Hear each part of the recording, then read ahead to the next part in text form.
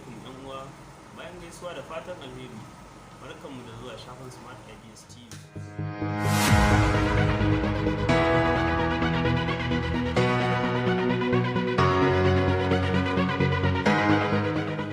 Zan nuna muku yadda za ku ajiye sakonnin da kuka karo da su a WhatsApp masu muhimmanci, walau a private chat ko kuma a group.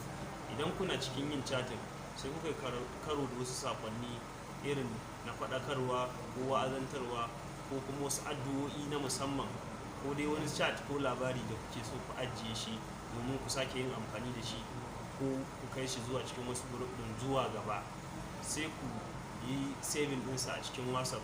To idan za ku yi saving ɗin wannan chat a cikin WhatsApp, kuna buƙatar ku biyo wannan bidiyo har zuwa ƙarshe domin ku ga yadda ake yin sa.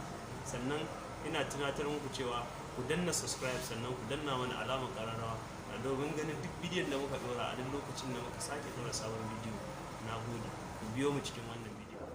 Wannan feature da za mu yi amfani da ita wajen saving ɗin chat ɗinmu wato shine start message, wato mu yi wa message ɗinmu alamar tauraro domin mu sake amfani da shi a wani lokaci idan mun zo muna nema. Yanzu za mu shiga cikin WhatsApp ɗinmu domin mu ga yadda ake yi wa message star. Ku biyo mu. Yanzu zan shiga cikin WhatsApp. Na WhatsApp ɗina na buɗe. A cikin WhatsApp ɗinmu, to idan muna buƙatar za mu yi star message, so za mu shiga cikin chat ɗinmu. Misali, na shigo cikin ɗaya daga cikin group ɗina da nake da su a cikin wayata. Idan ina neman saƙonni da zan yi saving, misali kamar yadda kuke gani,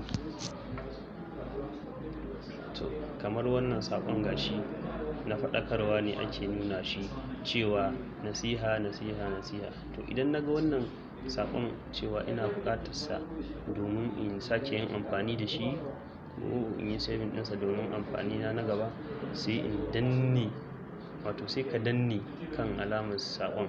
In ka danne ya yi maka alaman cewa ka yi highlighting ɗin shi, ka yi selecting, to sai ka zo ka danna wata alamar star daga nan sama a hannun dama. Za ka ga alamar sharing button da delete, to akwai star, to sai ka danna wannan star ɗin. In ka danna, to ka yi saving ɗin wannan saƙon. Haka na za ka ci gaba da bin chatting ɗinka domin maybe ba ka son ka tsaya ka ɓata lokaci don karantawa kana sauri.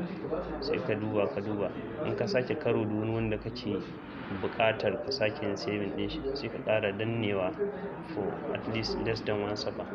Kana dannewa, shi ma wannan da ka danne in kana buƙatar saving ɗin shi ma sai ka sake danna alamar star. Kana dannawa ya yi saving ɗinsa. To bayan ka yi saving ɗinsu, idan kuma ka dawo kana so za ka yi amfani da waɗannan saƙonnin da ka yi saving, kai wa alamar star ta yi saving ɗinsu, to a ina za ka gan su? To idan kana neman su, za ka yi back, ka koma cikin free, wato ka dawo home page na WhatsApp ɗinka, sai ka danna ɗan menu icons nan, wato 'yan ɗige-ɗigen nan na hannun dama. In ka danna su ka buɗe, za ka ga waɗannan rubututtukan, za ka ga an sa start message a can na biyu daga ƙasa. Sai ka danna wannan start message.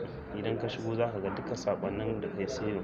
Kun ga yanzu ga wanda na yi saving yanzu da waɗanda na yi saving tun a dacen baya, duk gasu nan.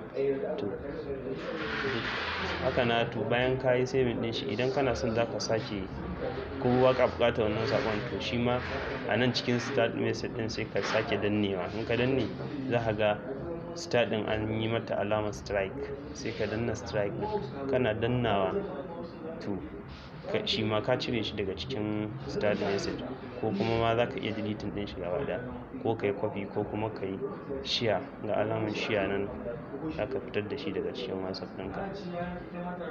Bayan haka, to wannan shine yadda ake saving ɗin message chat da kake da shi a cikin WhatsApp group ko private chat da kake da shi.